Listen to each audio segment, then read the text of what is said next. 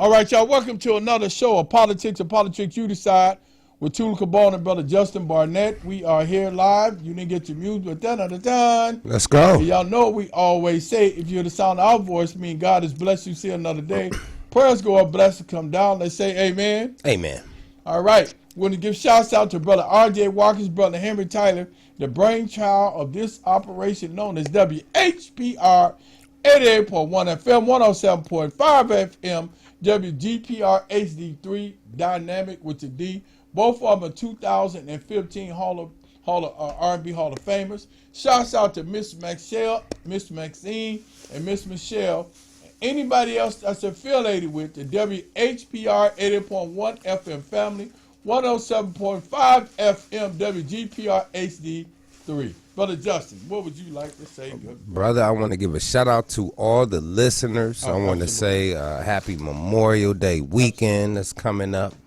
That's going to be good. I want to give a shout out to everybody that's going to the movement this weekend as well. And I think we got the Grand Prix is coming up shortly too. It's coming up soon. So talk about them. So, shout out to y'all, man. Detroit. Also, I want to say phone number to call in is 313-365-7379. And that's 313-365-7327. Uh-oh. What is it? We got something new. There we go. I said it right. Miss Titan, get me together. 313-365-7379. Also, if you want to see us live, two ways. I'm going to tell you something. This radio station is just becoming deeply dynamic. Mr. Watkins and Mr. Tyler are increasing the listen volume that you're going to be able to reach out as to. Go to 313watkins.com, 313watkins.com. And what's that, Alexis? What did you say? Where you can look at it, what do you mean, like Alexa, like Fire Stick or something Alexa, like that? Roku. So if you got Alexa, let me tell you, this is simple as it go. You got Alexa, you can say, Alexa, enable Watkins broadcast, and it will put you on the show. So Mr. Watkins got other things that he called me and talking to me about that you're going to be able to listen to our radio, listen to our show, and any other shows connected to this radio station by simply listening in your car. So we got some stuff going on. Again, I always say this radio station is a power radio station that got a lot of stuff popping. All right, y'all, let's get to the obvious. Me and Justin called me and gave me the tea on this. Jim Duggan has dropped out the former mayor of Detroit, Jim Duggan, has dropped out the governor race. And a couple of reasons that he cited: polling, he cited financing, and he cited the toxicity of running as the governor.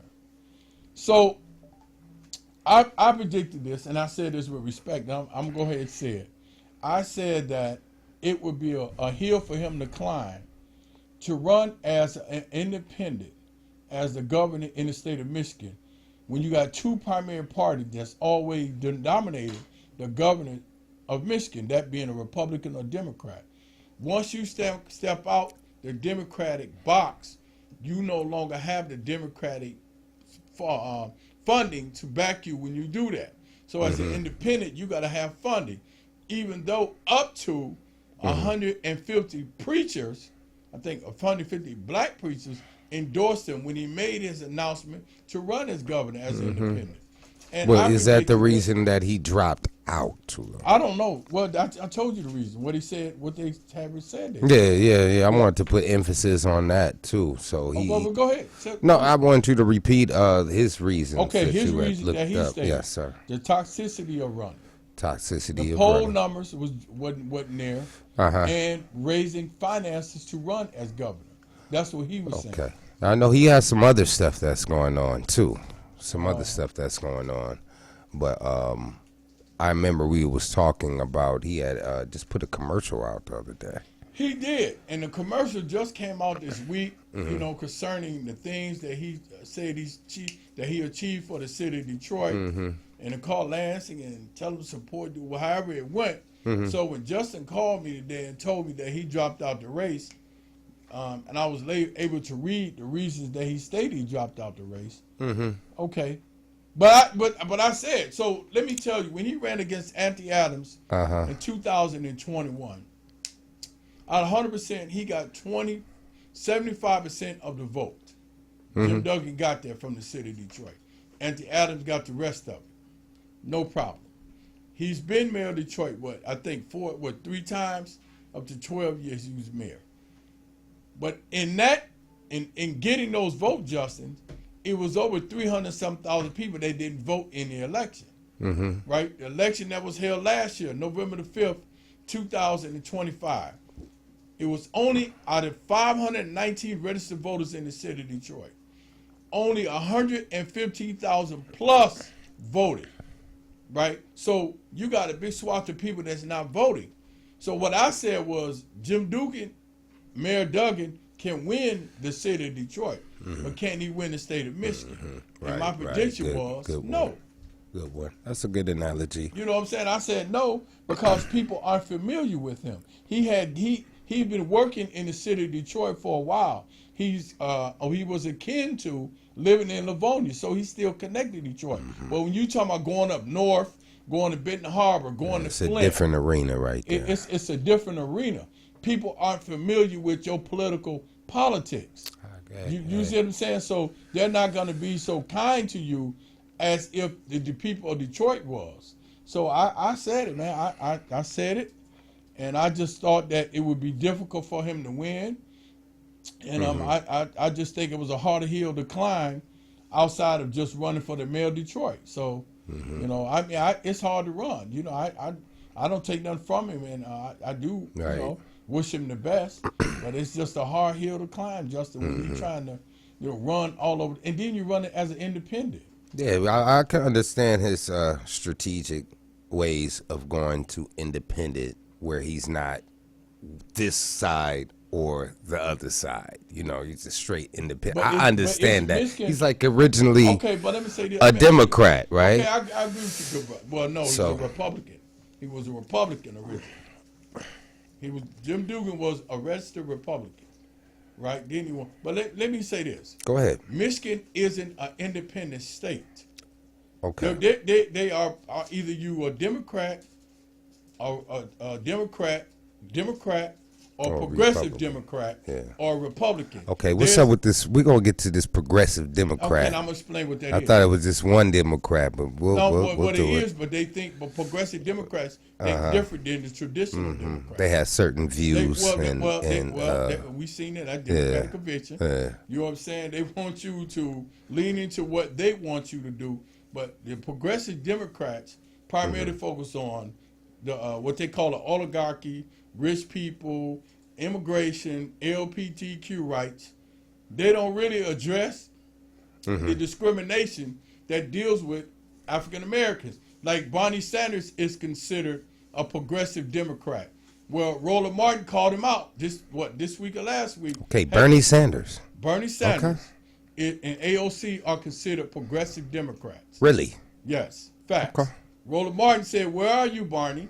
You know, just the Supreme Court just did that with Section 2 of the Voting Rights Act, but you progressives aren't talking about black issues. The progressive Democrats don't address race-isms when it comes to black people. They address issues more of a social issue when it deals with money, LGBTQ, or immigration. But when it comes to us talking about, hey, man, y'all know they finna strip the Black Smithsonian, you know what I'm saying? They raising up Confederate flags. They taking black history out the schools. Right. They're not talking about that. They're denying us opportunities. They're redlining. A great deal of African Americans, over 300,000 black women, lost their job when those went in there. They're not talking about that. Who's talking about it? Black people. Besides us. No, nobody, and the black people, nobody, right? And the black Democrats, I was watching a Native Land Pod today, and the brother Andrew Gillum was on there, and what they're saying about when it comes to the progressives, because they saying, hey man, listen, because what the progressives like to do, Justin, they like to talk about economical deprivation, right? hey, we economical know, deprivation. Right, they know poor people ain't get. We Deprived. understand that, but what about the racism with black people? They're not gonna talk about that. They just want to say, hey, we all suffer, but we suffer for different reasons. Thereby, that allowed 300,000 black women to be laid off from their government job, or black people to always rise on the employment level, or black men being the last on the totem pole to get a pay raise. Because so that's why I said the Democratic Party has two sections to it. Even when we was at the Democratic Convention, there was two sections to it. When Saeed came out, there was a progressive wing. Really? Yes. Really? Saeed? Really? When really? Saeed came out that's running Progressive? for Senate, that was white progressives that cheered for him like that. And that's In facts. the Arabic community as well. They're progressive. Super cheered. Of course. But guess what? They would not vote for Kamala Harris. They wouldn't vote for Kamala Harris. Yeah. I got a problem with that. That's a whole other story, brother. I'm still gonna have a problem with that. I'm gonna have a problem with that. Go ahead and say I'm gonna have a problem with that. I wouldn't vote for her because she's a black woman. Called out for what it's worth. Tula's Right? on fire today. I'm upset about that. Because what happens, the Democrats always want us, black people, to fall in line when they nominate a candidate. Right? We supposed to just say, okay, even though we don't agree with them, we're going to vote for them. But when we get somebody to run that look like us, y'all find reasons not to vote for. We don't want. We're going to vote uncommitted. You know. Now let's flip it. Republicans and John James. How'd that work out for him? Well, John James, well, I'm just saying somebody told me that's in the political arena. They said when the Republicans had their convention, John James got booed. Ooh, I said they boo over there too. They had a Republican debate. They just had a Republican debate not too long ago. John James, when they mentioned his name, right, he said boo. Sound like Jimmy John's a little bit. Well, you know the brother really name is JJ. Why you want to say that? I'm just being funny, listeners. Well, I told Justin, listen, man, let's be serious. There's nothing wrong with whatever your political affiliation is. Yes. Let's be clear about that. Yes. If you want to be a Republican, cool. But being a Republican under this administration, which has shown the most extreme animosity towards black people, is cultural suicide. They're not going to elect you in a party. Let me give you an example. Here go Brian Donalds going to Sewell Church with Donald Trump. Donald Trump looked at him and said, "You know your name is in the pop of vice president, don't you? Don't you like it?" Here go Donald Trump. Yeah. He didn't even get a spot on the board. You know what I'm saying? They ain't put it nowhere on there. Nowhere. Him, Tim Scott. Call them out. I'm calling them out. Wesley Hunt. And I'm trying to think of Ben Carson. Oh no, not the gifted hands, Ben Carson. Think big, Ben Carson. I read both of those books. If you look at the Trump administration, he got one black person on there. Where he work at? On HUD. One black guy. Everybody else is white. No, HT. And they asked Brian Donalds, how do you feel about that? I don't feel any way about it. You know, I didn't. You insult. Let me hit the rewind on that. How many people we got? How many? That's all they call. Where they work at? One. HUD. Housing. Same thing Ben Carson did. He said, yeah, I'll just put them over HUD. You know, I'll let them oversee the housing. They can discriminate against their own people. You know what I'm saying? But I'm making a point that, and this is why I say that, the Republican Party now are involved with white supremacists, right? And they're not, listen, and they are unapologetic about it. Christian nationalists. The preacher that Pete Hegseth brought to speak to the Pentagon said that the slave and the slave master relationship were romantically involved, right? Wait, hold on now, brother. That kind of just slightly went over my head. Say it again, brother. Let me say it again. All right. The white pastor that Pete Hegseth brought to speak to the Pentagon, this is a fact, said that the slave and the slave master relationship were romantic. And he also said if he could, he would abolish the 19th Amendment, which gave women the right to vote. Did he use the word romantically? Romantically. Oh, my. So I said, okay, when you feel that way, then come be a slave for me. You know what I'm saying? Let's switch spots if you think that the slavery was romantically involved. There's nothing romantic about being a slave. And that's why they try to downplay the atrocities of black people. And the whites who identify with it are sympathetic towards us. I was listening to, I was listening to a brother, African diaspora, and he was saying that when white people identify with black pause, they punish them any worse. Because they said, you should know better. Stay in your place and let us do what we're doing. So we catch it both ways. You know what I'm saying? And we got to, like they said on Native Power today, black Democrats have to stick in the Democratic face. Hey, we're going to talk about racism.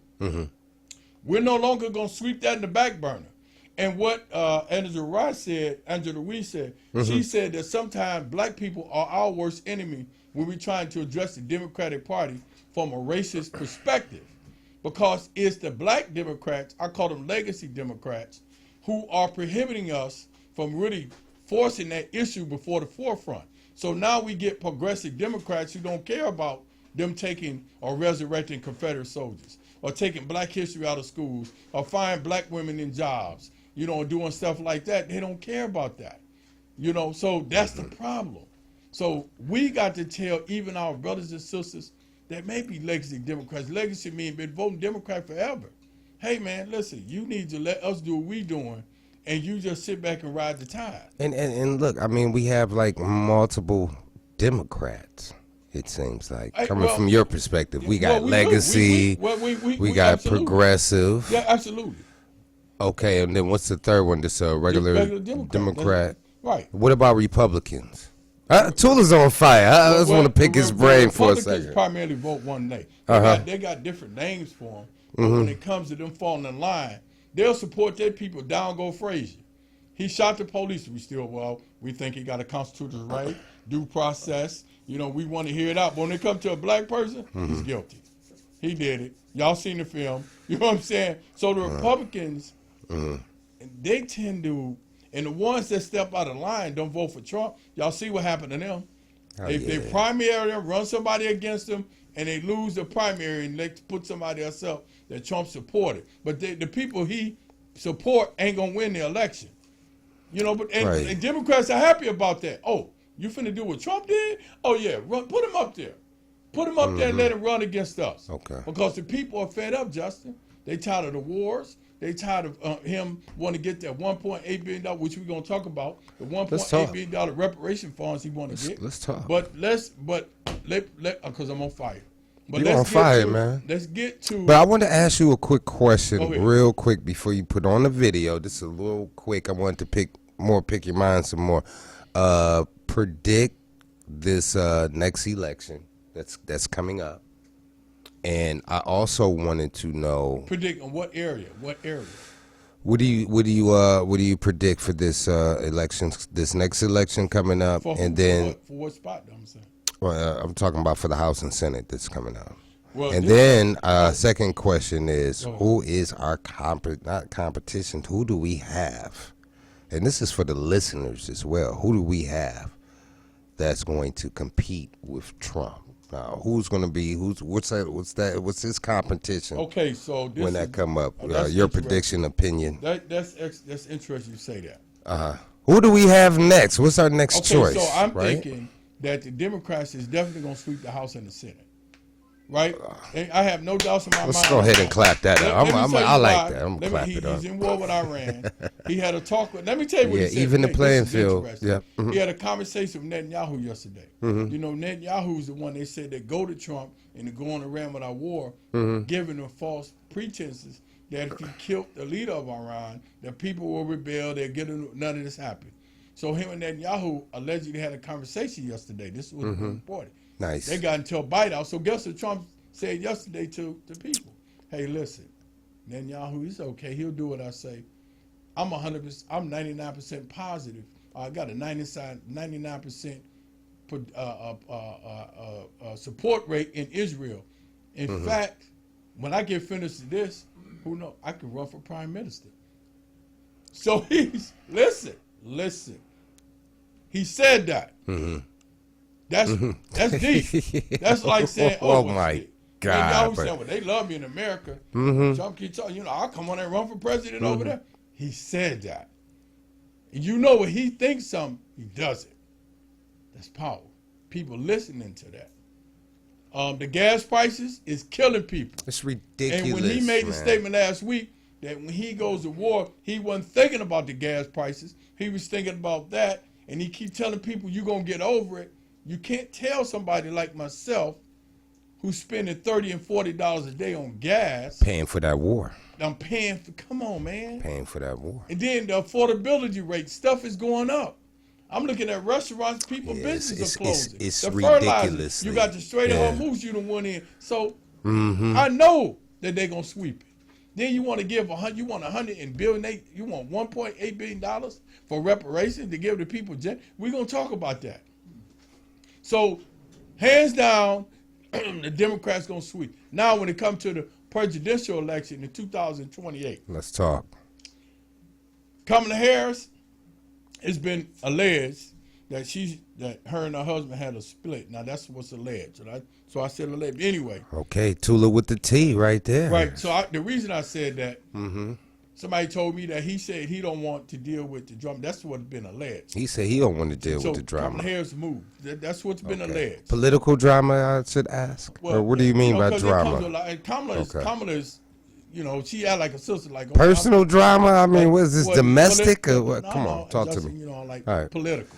Okay. But anyway, political realm. Okay. So you got Gavin Newsom, who say he might run for governor. Who's run for president. Okay. The governor of California. You got the guy from Pennsylvania. I can't think of his name right there. Not thinking the Superior, if I'm correct. You got Kamala Harris. This is the problem. This is when the racial divide come in at. You have white Democrats that's on TV, that's pundits saying we don't think Kamala Harris should run. And so I'm like, why shouldn't she run? Why shouldn't Kamala Harris run? If Kamala Harris was a white man, I'm saying this unequivocally, that was the Attorney General of the state, was in the Senate and was vice president, you would have no problem with her running for president. Oh yeah, it's part of the chain of command. What is it that you don't like about her that you don't think she should run for? She's overqualified for the position. What is it? Why are you Democrats hiding under the mask of Democrats, but you really have racism in your heart? I think it could be two factors, though. I mean, I'll give you a little pushback on that, too. I think it's two factors. I think, for one, for her being a woman, and for two, being black. I think black first, then. For my opinion. Well, black first, because they don't even want a black man run for president. Come on now. Justin. Now, come on now. Let's look at the Senate. The Senate has 2 black men in the Senate. So we're not gonna say nothing about Obama. Or does he even consider an exception? You know how? And what happened after that? They went back to the dissected him. Wait, listen. When Obama got elected, they went back to the Trump backlash. They said, we ain't doing that no more. So they went to the extreme. You know, man, they say, we can't do that. Even though Donald Trump said that he'll grab a woman by her private parts, filed bankruptcy 6 times. Right, and so we listen, but we can't do the Obama thing. We can't let black people get in the so-called White House. Yeah, it's extreme. You know what I'm saying? So now they're conscious of that because he was smooth as butter, didn't let nothing bother him, didn't go screaming, he didn't cuss. They didn't like that. Then Michelle Obama, they ain't like that. So now they said, okay, no matter what, we gonna vote Trump to the dump, even if it take us down to the hill. It's racist. Who gonna vote for their own demise? Right. Yeah. I don't understand that issue. And because black people aren't taught to look at race as a factor when it comes to characteristics, and if they do look at it, somebody in the crew somewhere down the line gonna say, "Hey, man, come on now." But black people most of us react to racism, right? Because we have been discriminated against, our family been discriminated against, so we kind of get that envious in us to anybody that look white. We say, okay, they reflect what I feel pain for. It's like a woman thinking all men are bad, or a man thinking all women are bad. White people who are racist are taught to be racist because of the fact that we're black. They're taught that. You're genetically superior. You can't let them get on top. They can't be trusted. If you do, you're going to lose your place in society. And they believe that. So they pass laws. Like I said, racism is a concept. You can't beat them, cheat them. So we got three options of the next presidency. We're going to put people in power that's going to always make sure, even a so-called black man named Clarence Thomas, to make sure that racism is always the winner in this race called America. Now, Kamala's running again. Kamala Harris. Now, how do you I think she's going to run again. She hasn't made that definitely announced. Okay. They asked her, "Are you going to run?" She said, "I may." I wonder how that's going to look the second time around. Well, I think she should run, Justin. And I'm going to tell you, if they pull the same thing they pulled before, the Democratic Party is going to be a cracked egg. Jill Stein issue? No, well, I don't know what they was on. The Arabs in Dearborn and the Middle East and Hamtramck are two of the particular two groups. Had they voted for Kamala Harris, she could have won Michigan. They decided not to vote for her, right? And for whatever reason, they say because of God. But anyway, Trump is worse. Trump is worse. It's way worse. Right, way worse. But anyway. Yeah. But they see that now, and I think but they shouldn't do it then. And then I mean, think about this, Justin. I want you to really think about this. Me and you cool. We cool. So you bring a homeboy around. Me and you. Or we say both of us bring a homeboy around. And he jokingly say to us, "Man, you know, even if I just go up and grab a woman by her private parts, they ain't gonna do nothing to me." Bro, listen. You can't even be in our crew. Because you may do something crazy like that. Yeah, it's weird. You say it again. What is it? I said that's weird. Facts. So now he runs for office. And he wants you to endorse him after he made that statement. What's the chance of you voting for that person? Okay, so stop I was about to be funny. I was going to say hi because they was both on the Epstein Island, but other than that, but I'm saying, the Dearborn community are mostly Arabs. I mean, are mostly Muslims. You know. Mostly Muslims. Even in Hamtramck. What made you eliminate that process out your mind to want that type of person in office? You got two factors. You got woman factor. But you got a woman factor. And he filed bankruptcy 6 times. Oh, I mean, Trump, yeah. I mean, we can go down the list with Trump. So that's why I make the statement. It had to be race and the fact she's a woman. To make you ignore that. You got two to things. Embrace that kind of concept. Yeah. Even if she wasn't black and she was just, let's say she was an Arabic woman. Well, you don't see Arabic women run for Would power. they vote for the Arabic woman in the Arabic community? That's a real question right there. They would probably tell her. That's a real question right there. The only Muslim woman that's in power is Rashida Tlaib. Right, she's Palestinian. Right. She's the only one. But as a general rule. But for rule, president? No. Okay. No, even if she ran for president. Because blacks and let's have a real conversation. Yeah, it's getting real. Do we really have a political connection to our Middle Eastern brothers and sisters to the point that now me and you are trying to do that, of course, with the Bangladesh community? Yeah. And I find that there's a miscommunication there because, as you know, we was at a meet with the brothers, and one of the brothers said that we are all immigrants. We built America. And I correctly stated to him, hold on, Justin was there, hey, black people aren't immigrants. We was brought over here on the bottom of a slave ship. We did not volunteer to come over here. You cannot make that statement well amongst black people because they're going to frown on you when you make that statement. We started and everybody else joined in on the party, right? So he understood that. Right. So and we seen what he was trying to say. Absolutely. But the problem is we have to correct mistakes when we had opportunity. Correct, right? Yeah, we can't let something just be said. Just ride out. Because immigrants didn't build America. Slaves, if you look at what American wealth was, 1960, I mean, 1860, American wealth, based on the cotton industry in America that helped build it up, was valued at $4 billion in 1860, based on slave labor. So who was here then? We were. So we have to make that point clear when we're communicating with people. And when you don't want to give Kamala Harris an opportunity, and she look like us, and our ancestors fought for her to get there, I have a problem with that.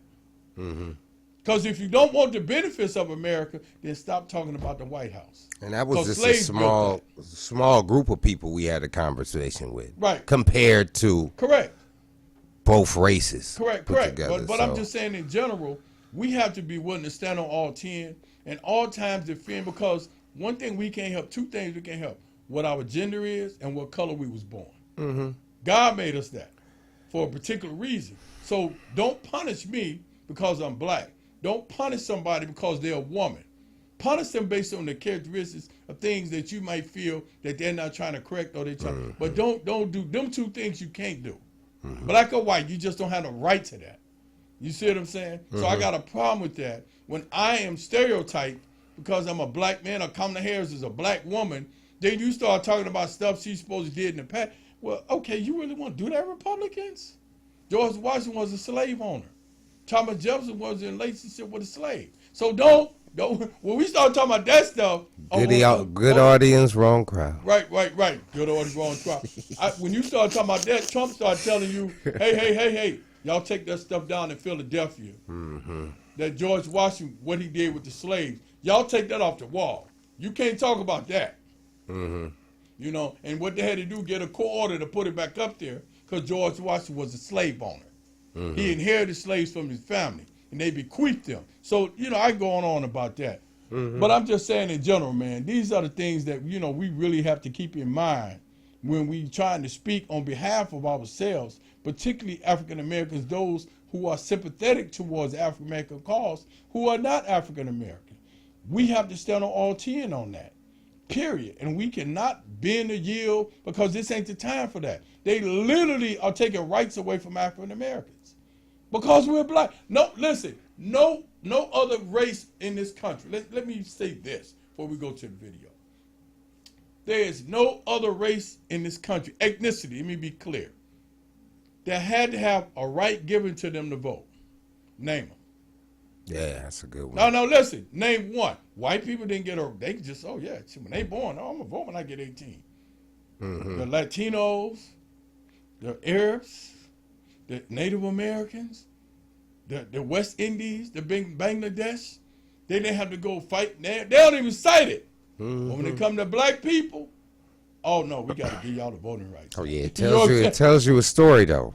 Which one? It tells you a story. Right. It tells you a story how powerful a race can be. Right. That you had to block them listen, from voting. We're going to make sure. We're going to make sure. Because we know if y'all get in power, it's a reason why they did that. Fairness is going to happen. We don't want the pie like that. We want to be dominant, and anybody else that's not black that we lay in is going to assimilate to our concept of oppression and not try to make fairness for everybody. So that's how we playing the game. And I also want to put science in this factor too. What you mean science as far as what? Science as far as the political game. You know, eventually, you know, after so many years, you know, races is going to integrate more and more and more and more. We've been integrated. Like the brother James Baldwin said, one of the Black Panther brothers said, black people has been integrated since we've been over here. That's a good statement, brother. Right. Now, we've been integrated since we've been over here. That's a very good Forced statement. integration. And Forced through integration. Slavery, right? Black women have been forced to be in a relationship with white men. Black men have been forced to be in a relationship with white men since slavery.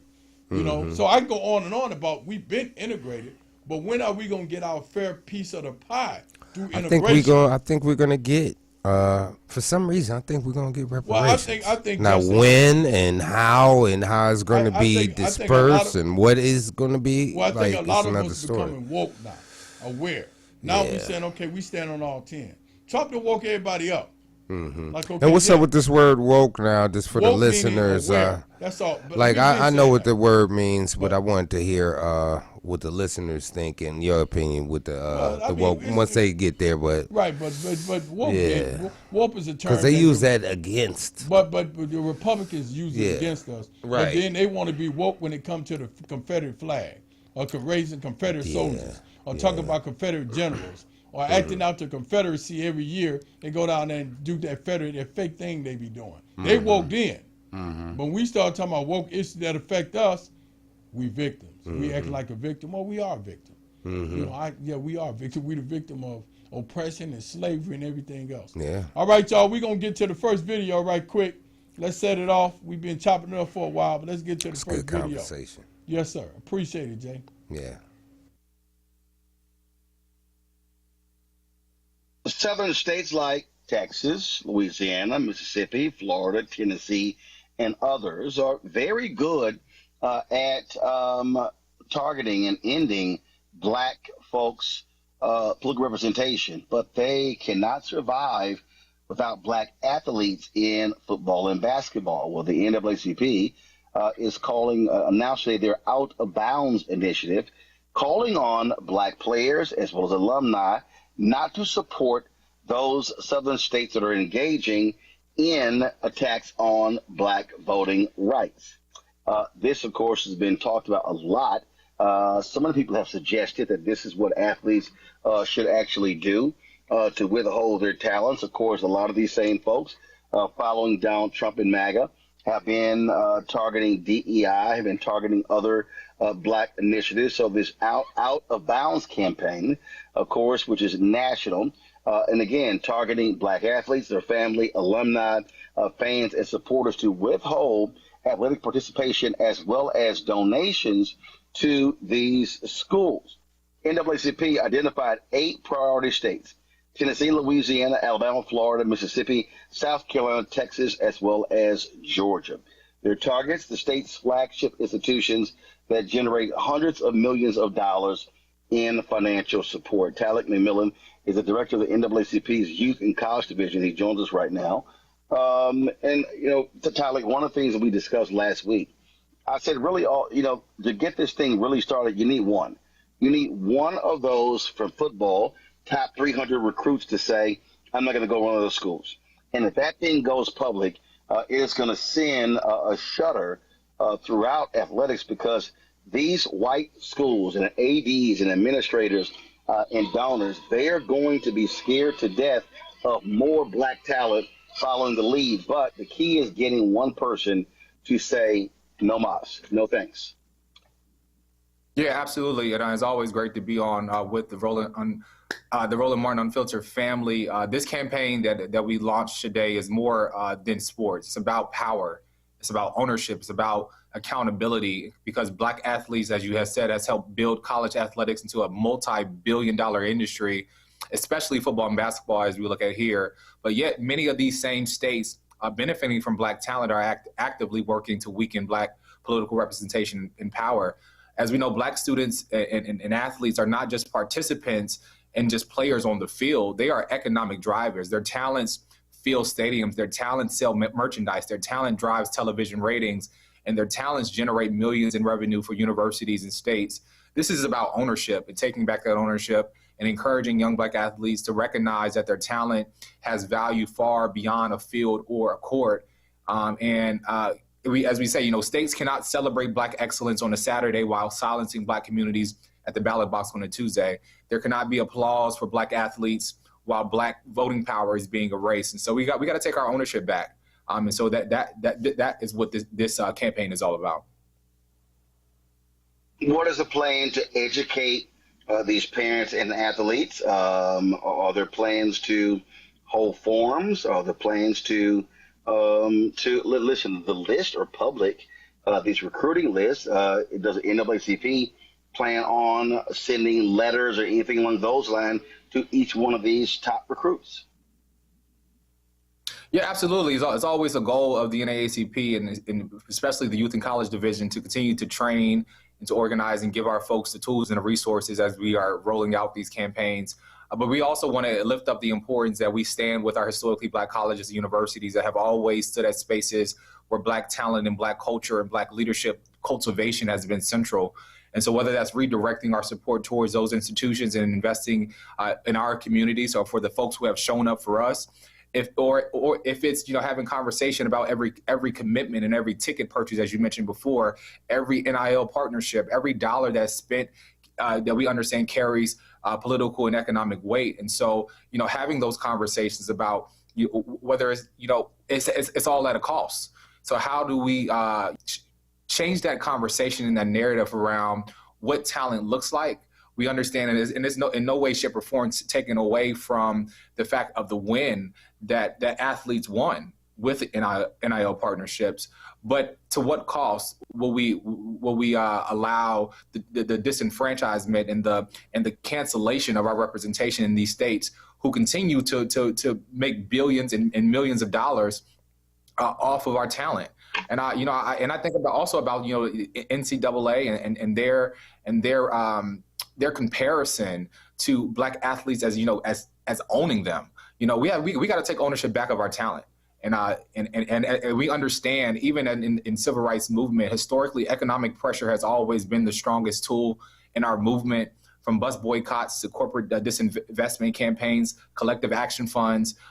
They have forced institutions to respond when morality did not alone. And so this is an opportunity for us to force the hand of these universities to speak up when it comes to their Black students. Universities cannot continue to profit from Black talent, celebrate Black culture, and recruit Black students aggressively while remaining silent when those same students' rights and representation and futures are under attack.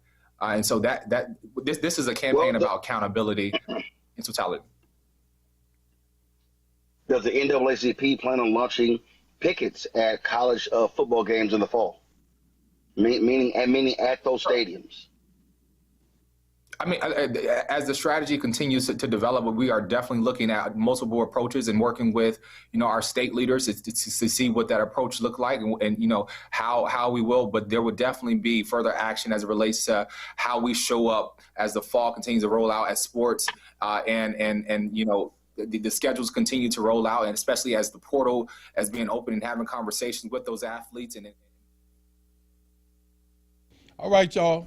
Now, y'all know Monday, me and Pastor Frank talked about this as well. And one thing that he brought up, good brother Justin, let me tell you what Pastor Frank said. This was interesting. Yeah. He said Bear Bryant was coaching, I think, Alabama. And at that time, they didn't have Black athletes. So they went to play one of the California teams. And they had 2 Black athletes. Look, they was tearing Alabama up. And he said, where that boy from? They said, Birmingham. He said, okay. Then another brother ran the ball. They said, where he from? He said, he from Alabama too. He said, he went back down there and said, okay, we need to start integrating the college. Right? So the moral of the story was, it was interesting that Pastor Frank brought that up. Black talent is important when it comes to sports. We have to stand on all 10 right now. Right? And I played a video where Laura Coates said, I mentioned this, that Laura Coates said she didn't think that, Laura Coates is the host of a show that she got on CNN, come on every night at 11 o'clock, that she didn't think that Black athletes, kids should be involved. Yes, they should. Because I showed a video where we had the children march in 1963, where the Black children is the one that galvanized the thing in Birmingham. It wasn't just Martin Luther King them being down there. It was all these children going to jail and people start paying attention. We have to use our time and talent for what it's worth. If not, you look at, they got it on Django, right? They got a part in there with the 2 Black men on there beating the hell out of each other in the floor. Oh yeah, I hated when the guy was sitting there talking. I did not like that. And the Black man who won got the prize, which was the Black woman.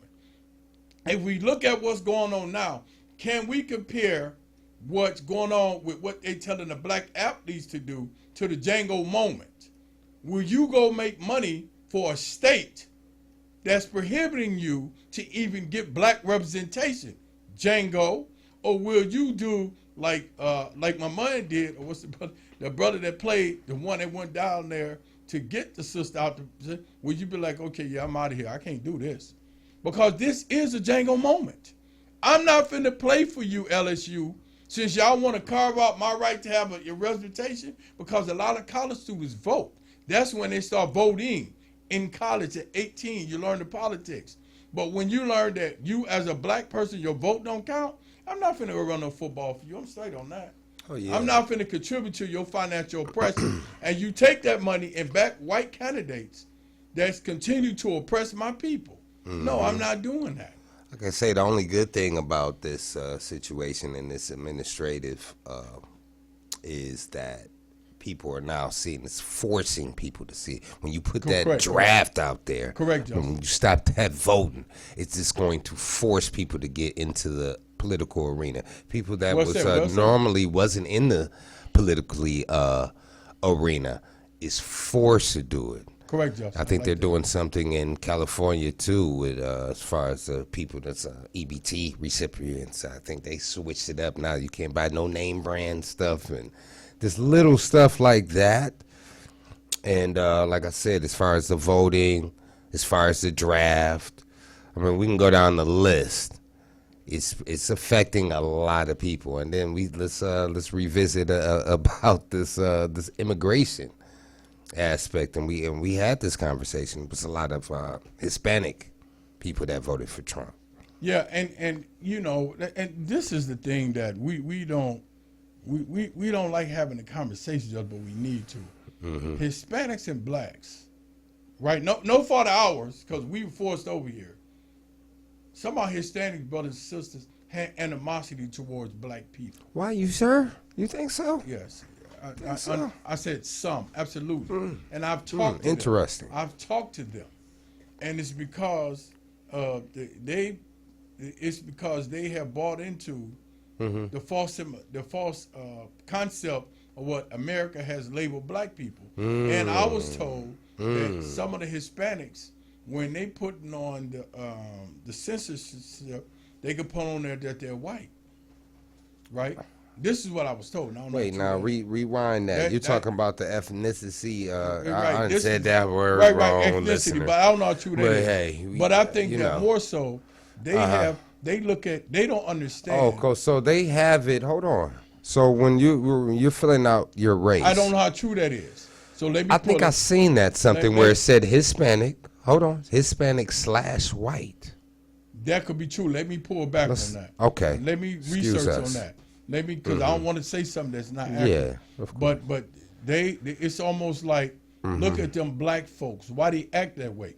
They don't know it's a history became behind us being the way we are. That we had the Black Panthers who was trying to make us a strong, independent culture. The Black Panthers created the first breakfast program, which the United States government emulated. The Black Panthers had the first free clinics. The Black Panthers had that. The Black Panthers had a program where they would pick up senior citizens and take them to their apartments for free.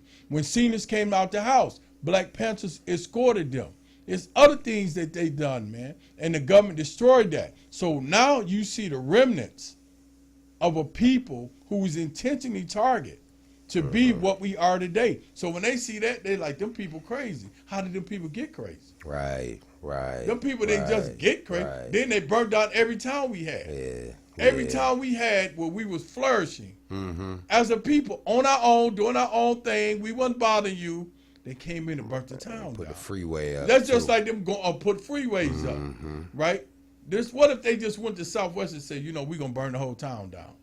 And every time they did a town, they burned it down. Or go to Hamtramck and Dearborn and burn their towns down.